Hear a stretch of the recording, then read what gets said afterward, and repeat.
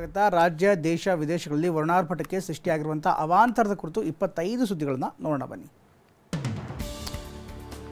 ಭಾರಿ ಮಳೆಗೆ ಉತ್ತರ ಕನ್ನಡ ಜಿಲ್ಲೆ ಕಾರವಾರ ತಾಲೂಕಿನ ಬಾರಗೆದ್ದೆ ಗೋಯರ್ ಗ್ರಾಮಕ್ಕೆ ಸಂಪರ್ಕಿಸುವಂತಹ ರಸ್ತೆ ಮುಳುಗಡೆಯಾಗಿದೆ. ಗೋಯರ್ ಗ್ರಾಮದಲ್ಲಿ ಸುಮಾರು 25ಕ್ಕೂ ಅಧಿಕ ಮನೆಗಳಿದ್ದು ಜಲಾವೃತವಾದಂತಹ ರಸ್ತೆಯಲ್ಲಿ ಈಗ ಸಂಚರಿಸ್ತಾ ಇದ್ದಾರೆ.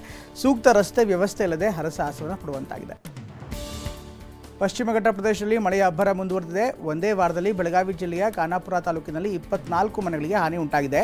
ಟಿವಿ9ಗೆ ಖಾನಾಪುರ ತಹಶೀಲ್ದಾರ್ ಪ್ರಕಾಶ್ ಗಾಯಕ್ವಾಡ್ ಮಾಹಿತಿಯನ್ನು ನೀಡಿದ್ದಾರೆ. ಉತ್ತರ ಕನ್ನಡ ಜಿಲ್ಲೆಯಲ್ಲಿ ವರ್ಣಾರ್ಭಟ ಮುಂದುವರೆದಿದೆ. ಹೊನ್ನಾವರ, ಕುಮಟಾ ತಾಲೂಕಿನ ನೆರೆ ವಾತಾವರಣ ದಿನೇ ದಿನೇ ಹೆಚ್ಚಾಗ್ತಾ ಇದೆ. ಕುಮಟಾದ ಊರುಕೇರಿ, ಕೆಳಗಿನಕೇರಿ, ಹರಿಜನಕೇರಿ, ಕೋನಹಳ್ಳಿ, ಗುಡ್ಡಿನಕಟ್ಟು ಭಾಗದಲ್ಲಿ ಪ್ರವಾಹ ಪರಿಸ್ಥಿತಿ ನಿರ್ಮಾಣವಾಗಿದ್ದು ಜನರು ತತ್ತರಿಸಿ ಹೋಗಿದ್ದಾರೆ. ಎನ್ಡಿಆರ್ಎಫ್ ತಂಡ ಸ್ಥಳದಲ್ಲೇ ಬೀಡುಬಿಟ್ಟಿದೆ. ಪಶ್ಚಿಮ ಘಟ್ಟ ಮಹಾರಾಷ್ಟ್ರದಲ್ಲಿ ಧಾರಾಕಾರ ಮಳೆ ಸುರಿತಾ ಇದ್ದು ಬೆಳಗಾವಿ ಜಿಲ್ಲೆಯ ವಿಠಲ ದೇವಸ್ಥಾನ ಮುಳುಗಡೆಯಾಗಿದೆ. ಹುಕ್ಕೇರಿ ತಾಲೂಕಿನ ಹುನ್ನೂರು ಗ್ರಾಮದ 148 ಅಡಿ ಎತ್ತರದ ವಿಠಲ ಮಂದಿರದ ಗೋಪುರ ಕೇವಲ 4 ಅಡಿ ಮಾತ್ರ ಗೋಚರಿಸ್ತಾ ಇದೆ. ಹಿಡಕಲ್ ಜಲಾಶಯದ ಹಿನ್ನೀರಿನಲ್ಲಿ ದೇಗುಲ ಮುಳುಗಡೆಯಾಗಿದೆ. ಉಡುಪಿಯಲ್ಲಿ ಮಳೆ ಕಡಿಮೆ ಆದರೂ ನೆರೆ ಹಾವಳಿ ತಗ್ಗಿಲ್ಲ. ಉಡುಪಿ ನಗರದ ಕಲ್ಸಂಕ ಸಮೀಪದ ಪಾಡಿಗಾರ್ ಪ್ರದೇಶ ಜಲಾವೃತಗೊಂಡು ಅಲ್ಲಿನ ನಿವಾಸಿಗಳು ಆತಂಕಕ್ಕೆ ಸಿಲುಕಿದ್ದಾರೆ. 30ಕ್ಕೂ ಹೆಚ್ಚು ಮನೆಗಳು ಜಲಾವೃತಗೊಂಡಿದ್ದು ಅಗ್ನಿಶಾಮಕ ಸಿಬ್ಬಂದಿ ಜಲಾವೃತಗೊಂಡ ಮನೆಗಳ ನಿವಾಸಿಗಳನ್ನು ಬೋಟ್ ಮೂಲಕ ಸುರಕ್ಷಿತ ಪ್ರದೇಶಕ್ಕೆ ಸ್ಥಳಾಂತರಿಸಿದೆ. ಭಾರೀ ಮಳೆಯಿಂದಾಗಿ ಉತ್ತರ ಕನ್ನಡ ಜಿಲ್ಲೆಯ ಹೊನ್ನಾವರ ತಾಲೂಕಿನ ಶರಾವತಿ ಹಾಗೂ ಗುಂಡ್ಬಾಳ ನದಿಗಳು ಉಕ್ಕಿ ಹರಿತಾ ಇವೆ. ನದಿ ನೀರಿನ ತೀರದ ಗ್ರಾಮಗಳಲ್ಲಿ ಪ್ರವಾಹ ಸ್ಥಿತಿ ತಲೆದೋರಿದೆ. ಪ್ರವಾಹದಲ್ಲಿ ಸಿಲುಕಿದ್ದ ಕಡತೋಕ, ಗುದ್ನಕಟ್ಟು ಗ್ರಾಮಸ್ಥರನ್ನ ಎನ್ಡಿಆರ್ಎಫ್ ತಂಡ ರಕ್ಷಣೆ ಮಾಡಿದೆ. ಹೊನ್ನಾವರ ತಾಲೂಕಿನ ಕಡತೋಕ ಹಾಗೂ ಗುದ್ನಕಟ್ಟು ಗ್ರಾಮದಲ್ಲಿ ಮಳೆಯಿಂದಾಗಿ 2 ಮನೆಗಳಿಗೆ ತೀವ್ರ ಹಾನಿಯಾಗಿದೆ. 13 ಮನೆಗಳಿಗೆ ಭಾಗಶಃ ಹಾನಿಯಾಗಿದೆ. ಉತ್ತರ ಕನ್ನಡ ಜಿಲ್ಲೆಯ 8 ಕಾಳಜಿ ಕೇಂದ್ರಗಳಲ್ಲಿ 313 ಜನರಿಗೆ ಆಶ್ರಯ ಒದಗಿಸಲಾಗಿದೆ. ಉತ್ತರ ಕನ್ನಡ ಜಿಲ್ಲೆಯಲ್ಲಿ ಕಳೆದ 24 ಗಂಟೆಗಳಲ್ಲಿ 87.3 ಮಿಲಿಮೀಟರ್ ಮಳೆಯಾಗಿದೆ ಅಂತ ಹವಾಮಾನ ಇಲಾಖೆ ತಿಳಿಸಿದೆ.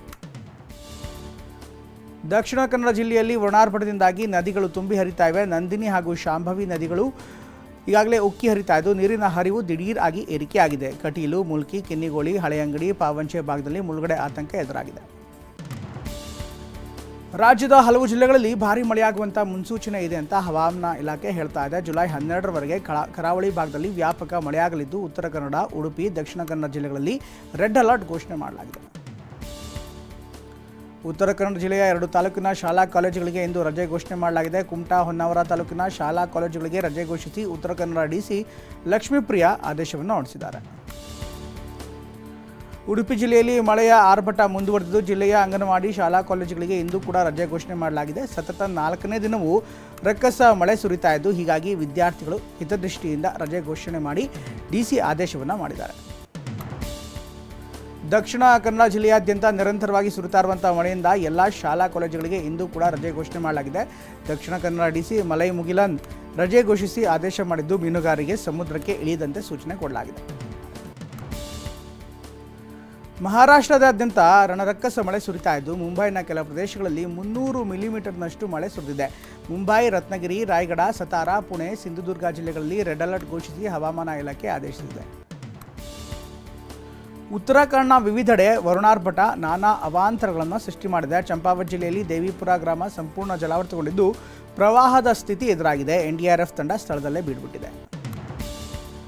ನೆರೆ ರಾಜ್ಯ ಮಹಾರಾಷ್ಟ್ರದಲ್ಲಿ ಮಳೆ ಆರ್ಭಟಕ್ಕೆ ಜನ ತತ್ತರಿಸಿ ಹೋಗಿದ್ದಾರೆ. ಮುಂಬೈನ ವಡಲಾ ರೈಲ್ವೆ ನಿಲ್ದಾಣ ನೀರಿನಿಂದ ಸಂಪೂರ್ಣ ಜಲಾವೃತವಾಗಿದೆ. ಇದರಿಂದಾಗಿ ಹಾರ್ಬರ್ ಲೈನ್ ಸೇತುವೆಗಳು ಕೆಲಕಾಲ ತಡವಾಗಿ ಚಲಿಸ್ತಾ ಇದ್ದು ಹಾಗಾಗಿ ರೈಲ್ವೆ ನಿಲ್ದಾಣದ ಜನ ಪರದಾಡ್ತಿದ್ದಾರೆ. ಇತ್ತ ಸಿತಾರ್ಗಂಜ್ ಕಥಿಮಾ ಪ್ರದೇಶದಲ್ಲಿ ಅತಿವೃಷ್ಟಿಯಿಂದಾಗಿ ಅಪಾರ ಪ್ರಮಾಣದ ಹಾನಿ ಉಂಟಾಗಿದ್ದು ಸಿತಾರ್ಗಂಜ್ನ ಶಕ್ತಿ ಫಾರ್ಮ್ ಪ್ರದೇಶದಲ್ಲಿನ ಗ್ರಾಮಾಂತರ ಪ್ರದೇಶಗಳಲ್ಲಿ ಅಪಾರ ಪ್ರಮಾಣದ ಜಲಾವೃತವಾಗಿದೆ. ಇನ್ನು ಟೋಲ್ ರಸ್ತೆ ಕೂಡ ಮುಳುಗಿ ಹೋಗಿದ್ದು ರಸ್ತೆ ಸಂಪರ್ಕ ಸಂಪೂರ್ಣ ಬಂದ್ ಆಗಿದೆ. ಉತ್ತರಾಖಂಡ್ನ ನೈನಿತಾಲ್ ಜಿಲ್ಲೆಯ ಲಾಲ್ಕುವಾನ್ ರೈಲು ನಿಲ್ದಾಣ ಸಂಪೂರ್ಣವಾಗಿ ಜಲಾವೃತವಾಗಿದೆ.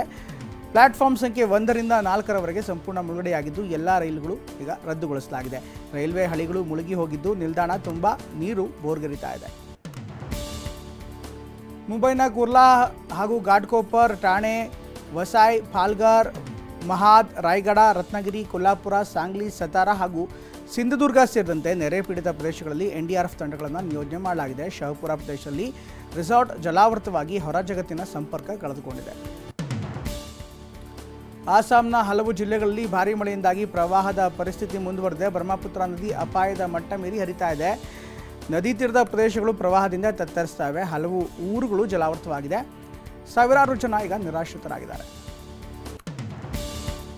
ಉತ್ತರಾಖಂಡ್ ರಾಜ್ಯದಲ್ಲೂ ಭಾರೀ ಮಳೆ ಆತಂಕ ಸೃಷ್ಟಿಯಾಗಿದೆ. ಮುಂಜಾಗ್ರತಾ ಕ್ರಮವಾಗಿ ಚಾರ್ಧಾಮ್ ಯಾತ್ರೆಯ ಮೇಲಿನ ನಿರ್ಬಂಧವನ್ನು ಮುಂದುವರಿಸಲಾಗಿದೆ. ಚಮೋಲಿ, ರುದ್ರಪ್ರಯಾಗ್, ಪೌರಿ ಜಿಲ್ಲೆಯಲ್ಲಿ ಮುಂದಿನ 48 ಗಂಟೆಗಳಲ್ಲಿ ಭಾರೀ ಮಳೆಯ ಮುನ್ಸೂಚನೆ ನೀಡಲಾಗಿದೆ.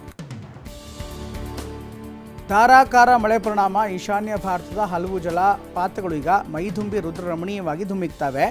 ಮೇಘಾಲಯದಲ್ಲಿರುವಂತಹ ಕಾಶಿ ಬೆಟ್ಟದ 315 ಮೀಟರ್ ಎತ್ತರದಿಂದ ಧುಮ್ಮುಕ್ಕುತ್ತಿರುವ 7 ಸಿಸ್ಟರ್ಸ್ ಫಾಲ್ಸ್ ಕಣ್ಮನ ಸೆಳೀತಾ ಇದೆ.